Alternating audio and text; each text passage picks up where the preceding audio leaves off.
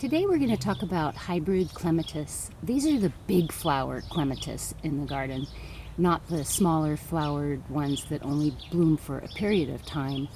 Large flowered clematis you can actually get to repeat bloom, and we'll talk about that a little bit later. But let's start down at ground level, because these vines, let's come on down here to ground level, because these vines are little princesses in the garden, and this is what they like. So they like yummy soil like this, really yummy, well-draining soil. And then after I've planted them, I put a nice 3-inch layer of mulch around their base. I don't smush it up against the stems, but it's around their base to keep them cool. You'll see in magazines and older books usually where they say you have to put a big rock on top. That's not really true any longer. You can just use a nice thick layer of mulch and they'll be happy. It'll keep the roots cooler in the summer. So when you plant them, also remember, so I'm going to move this, and this is soil level right here. Remember that when you plant the hybrid clematis, not the other clematis like Montana or the other ones, but the hybrid big flowering clematis, go ahead and plant it deeply, like 3 inches deeper than you would. The soil level in the container, like here's the container. Let's say this is soil level in the container. That level will actually be 3 inches deep in the ground, and this is going to help the hybrid clematis. It's going to protect it from dying off from frost, and also it gets some fungal diseases, and this will help it come back from that. One of the most important things to know about clematis is how they attach to their trellis or whatever support you're attaching them to. This whole thing, this is the leaf. This is called the petiole. And see how it's connected? The leaves are connected to the end of this petiole or stem of the leaf. And this is how they wrap around and grab onto things. So if you go over here, you can see this one's starting to wrap around this thicker part of this trellis. And right here, you can see how it wrapped around really tightly. I mean, let me show you this. That's not moving. That's really snug. So they use their petiole to wrap around, unlike other vines, and I'll show you later another vine that twines up things. But this one, the clematis has to have something ideally pencil thick or thinner to wrap around. They can even wrap around nicely a grid of fishing line, if you can believe it. I've done that before. So here, let me show you an old one. Here's the old one, and usually every year I pull these off just because they're unsightly and don't want anything dead hanging out to attract more insects than these plants already attract. And when these are young and you're guiding in, or anytime you're guiding in your stems, you want to be careful because they can be very fragile. And we're going to head off to another clematis, and I'm going to show you ways to attach the clematis stems to your trellis. Oh look, before I go to the next clematis to show you how to tie them in, see all of this pest damage? This is probably earwigs, to tell you the truth. Earwigs love to get in the petals of the flowers too, and it makes it, you wait all year for this to be beautiful, and then you come out and it's Swiss cheese. So remember to bait for earwigs, slugs, snails, and cutworms. Otherwise, this is the type of damage you're going to see. Why don't you come around here? I'm going to show you how poorly the flower itself can look when it's been eaten up. And it's this one right here. See that? And it gets worse. So we've had a lot of rain, and I've been trying to protect these for our filming today. So I've baited about every other night, and I've even used the liquid snail and slug killer Deadline, which I don't usually use, but in this case I did. So I'm happy I did. Otherwise, we wouldn't have any pretty flowers like these, the ones that are complete. And this nice one up here, this purple one that's not eaten. We wouldn't have any of these if I hadn't been baiting this vine for the last 2 weeks. I'd like to kind of drive home the point about the type of trellis that Clematis, or Clematis, however you want to pronounce it, how Clematis, what they prefer to climb on. This is a different vine. This is a perennial morning glory vine. And look how it just wraps around anything it can. It'll even cover a motorcycle in 2 weeks. So it doesn't care what it's wrapping around. But if you scan over here, see how thick this trellis is? A Clematis would not like to try to attach their petioles to this. Look how much bigger it is.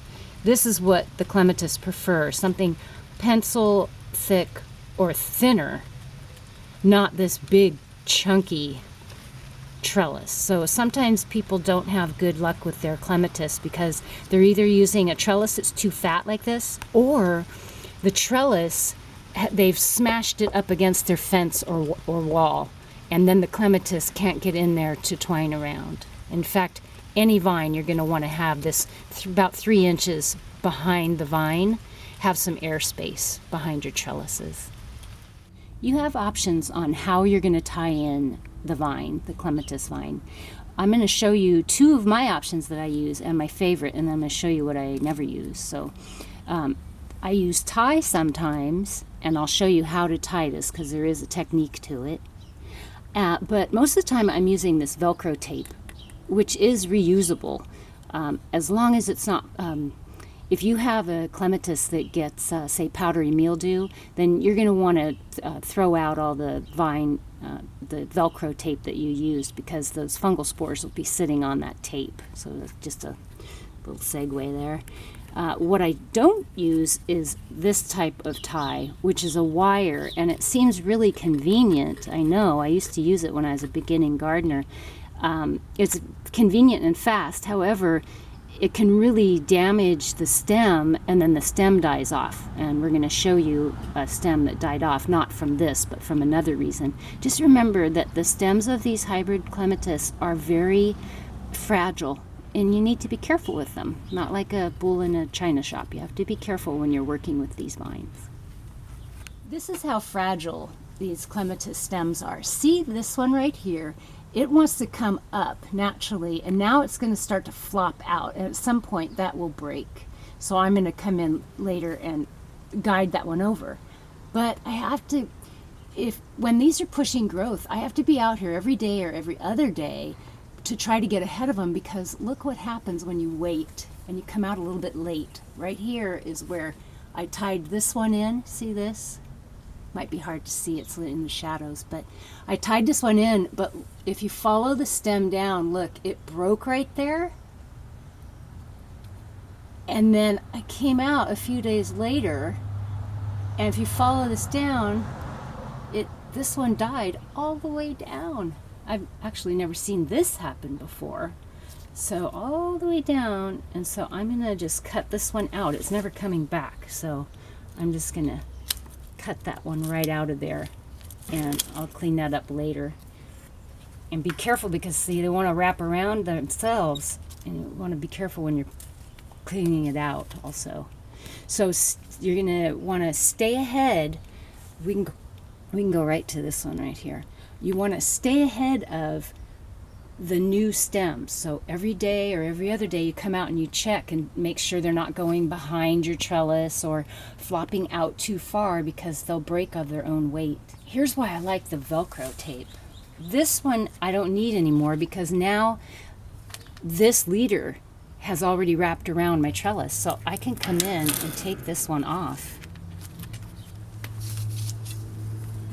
and gently bring this one over and wrap this around. Now this one's looking kind of, I'm not going to use this. See how it's looking funky, like it has fungus on it? This wrap is from last year. So I always keep a little stash of these. I pre-cut them, and so that I don't have to run in the house and get it. If you look down here at the bottom of this trellis behind the forget-me-nots, way down here, I keep a little stash of these each year, so I can just come in and grab a new one off of here. A new one without any fungus or anything from last year. Now, I used this because it was just here. I wasn't that worried about the fungus. But right now, I'm going to take that off, put the new one. So just gently guide this in. You're not trying to slam this stem up against the trellis. Now these petioles, this part of the stem, this is all going to wrap around on its own.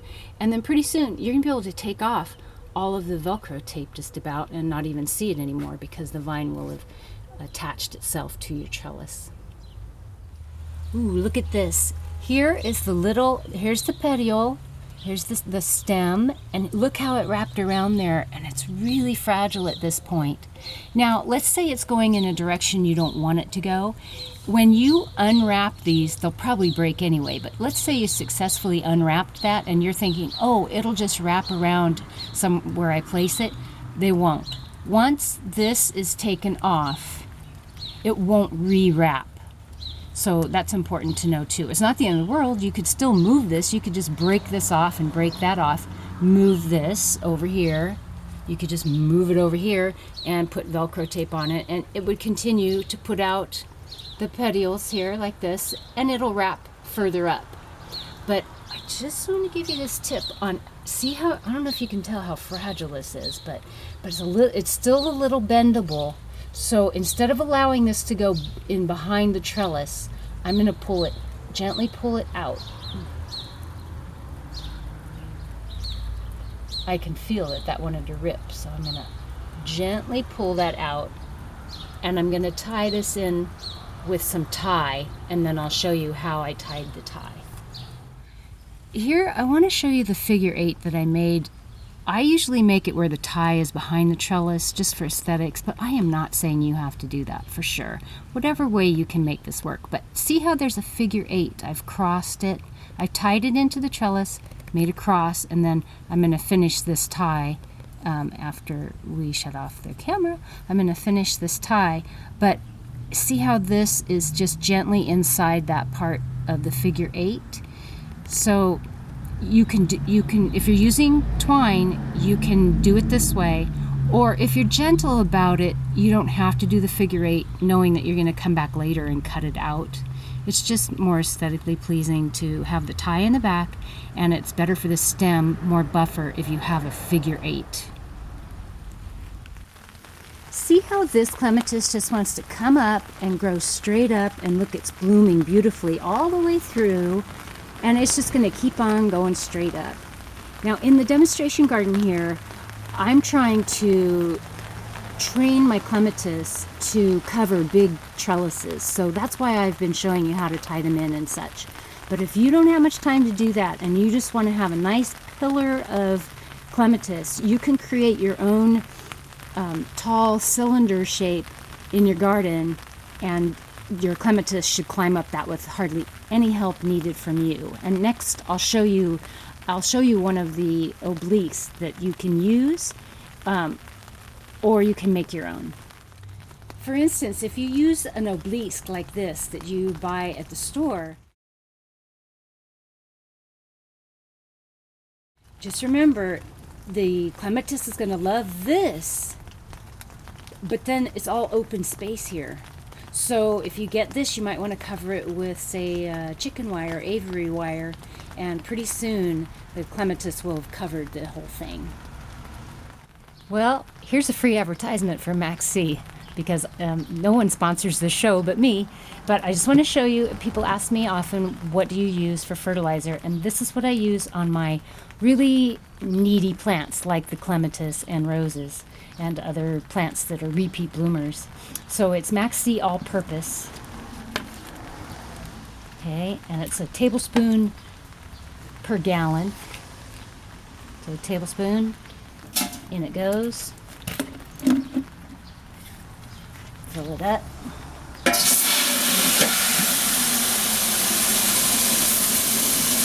That's my favorite It's made of metal. It's my favorite hose attachment.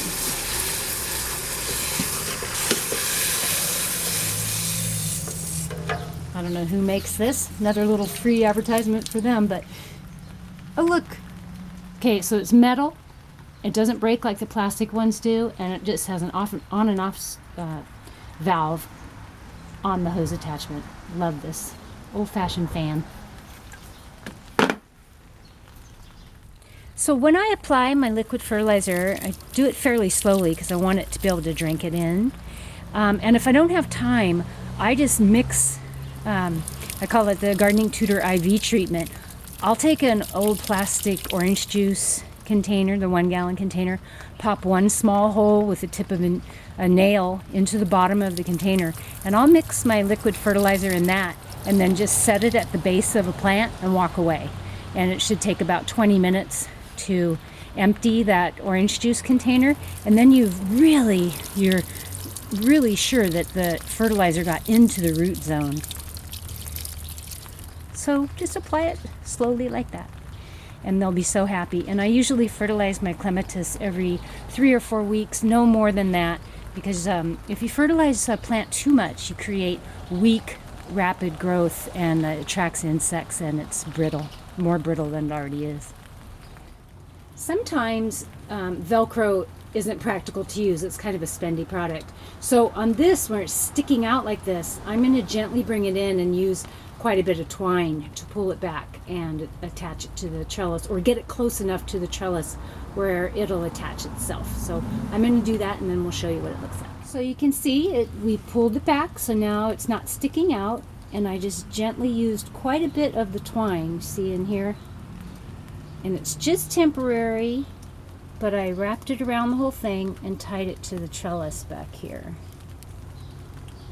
And now these new leaders right here are going to attach themselves to the trellis just fine.